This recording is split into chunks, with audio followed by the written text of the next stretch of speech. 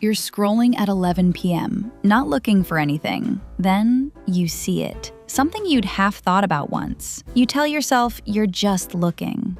20 seconds later, it's ordered. For a brief window, something is coming. Something is yours. Then the package arrives, and there's this slightly hollow feeling. Not regret, just nothing. A few months later, you're looking at your bank statement, and you land on the obvious explanation. No self-control, bad with money. That explanation isn't exactly wrong. It's just incomplete. And the part it leaves out changes everything. Modern financial life asks your brain to do things it was never specifically shaped to do. Hold abstract value in a number on a screen. Resist purchases that arrive in under a second. Build a real emotional connection with a version of yourself that won't exist for 30 years. Ignore rewards available right now in favor of benefits that are invisible, distant, and uncertain. These aren't just bad habits. They're genuinely difficult cognitive tasks. And the systems you navigate every day, payment platforms, subscription models, social feeds, retail design, were optimized for conversion, reduced hesitation, and recurring payment. Not to make those tasks easier. That's not an excuse for every bad decision you've made. But it is a more honest description of the situation. And an honest description is where actual change tends to start. Here's something easy to overlook. For most of recorded history, spending required physical effort. Coins had weight. Cash had to be counted, handed over, watched as it left your hand. Researchers have studied what they call payment pain, the mild psychological discomfort that accompanies parting with money, and found that how you pay can affect how much you spend. People tend to spend more when the payment method feels abstract or effortless. Contactless payments remove many of the physical cues that once made spending easier to notice. A tap on your phone is a different psychological experience than counting out notes for the same amount. The transaction is real. The feeling isn't quite. Now, extend that to a credit card. You're not even moving money. You're creating a debt that arrives as a single monthly number weeks later. Credit separates the moment of purchase from the moment of payment, and by then, each individual decision has dissolved into a total. Each purchase felt small. The bill feels large. And then there are subscriptions, the most frictionless payment of all. The one you authorized once, months ago, that has been quietly leaving your account ever since. People often underestimate how many subscriptions they're paying for and how much they total. The question isn't whether you're paying attention, it's that the system doesn't need you to. Set friction aside. There's a deeper problem. The brain isn't neutral about timing. It tends to weight rewards that arrive soon more heavily than rewards that arrive later, even when the later reward is objectively larger. Behavioral economists call this hyperbolic discounting. Here's what that means practically. Putting money into a savings account produces a real compounding benefit, but that benefit is invisible, slow, and belongs to someone you can barely picture. Spending the same money produces something immediate and concrete.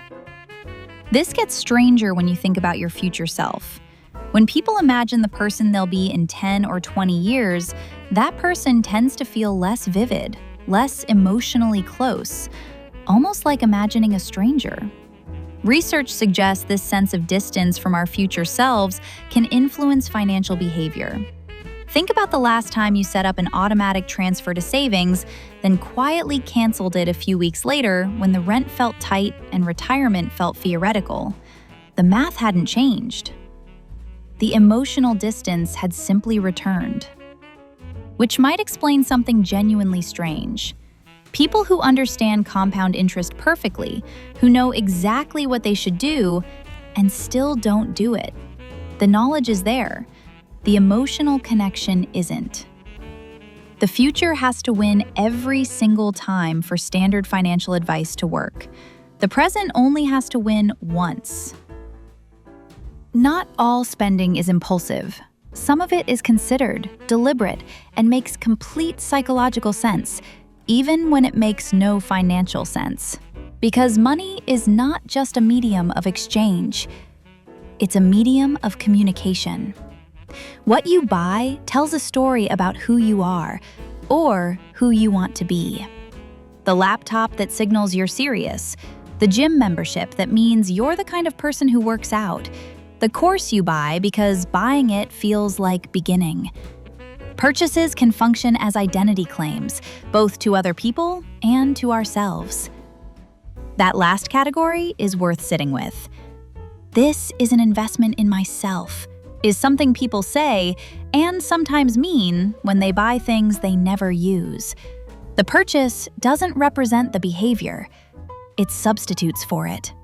The feeling of having taken a step arrives before any step is taken. Then there's what other people's purchases do to you. Social comparison is not new, but the scale of it is. You now have continuous access to curated displays of how other people live, not just people you know, but thousands of people whose entire presence online is performing a life worth envying. The resulting pressure isn't imaginary.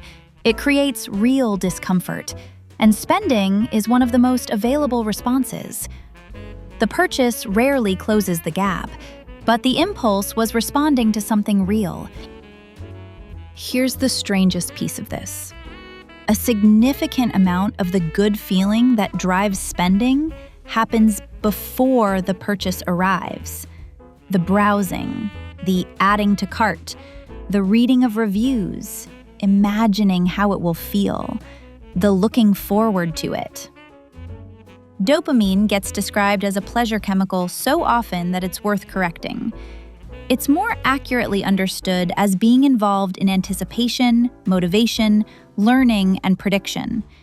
It responds strongly to cues that precede a reward, not only to the reward itself.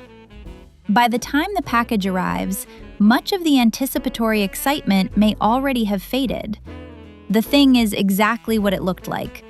The shelf it goes on was already waiting. Modern retail is designed to keep anticipation active. Endless scroll, wish lists, back-in-stock alerts, flash sales with countdown timers. The design keeps you in the pre-purchase state because that's where engagement is most intense. The actual transaction is almost incidental. You're not buying the thing, you're buying the wanting of it. Knowing this doesn't fix it automatically. Awareness is not a switch, but it makes 3 specific moves available. Reintroduce friction, remove stored payment details, use cash for categories where you overspend, add a waiting period before purchases above a certain amount, not as a punishment, but as a way to let anticipation fade enough to ask whether you still want it. Make future costs visible. Think in hours worked rather than dollars spent. Make the consequences of today's choices concrete instead of abstract. The future self who feels like a stranger becomes slightly more real when you make that person's costs visible now. Separate the product from the identity it promises. When a purchase feels like a statement about who you are, the useful question isn't, "Can I afford this?"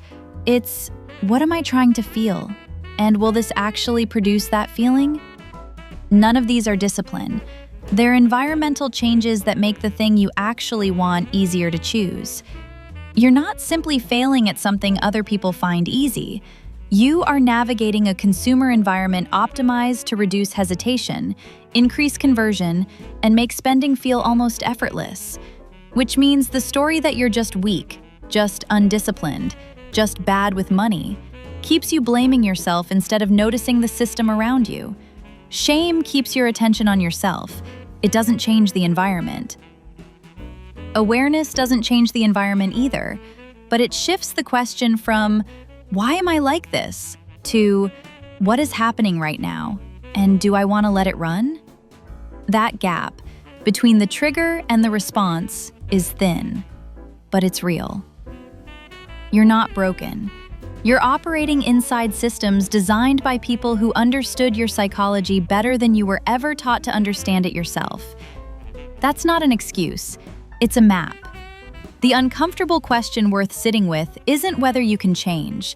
It's whether the version of you that wants the things you keep buying is actually you, or something built for you, carefully by someone who profits when you don't ask.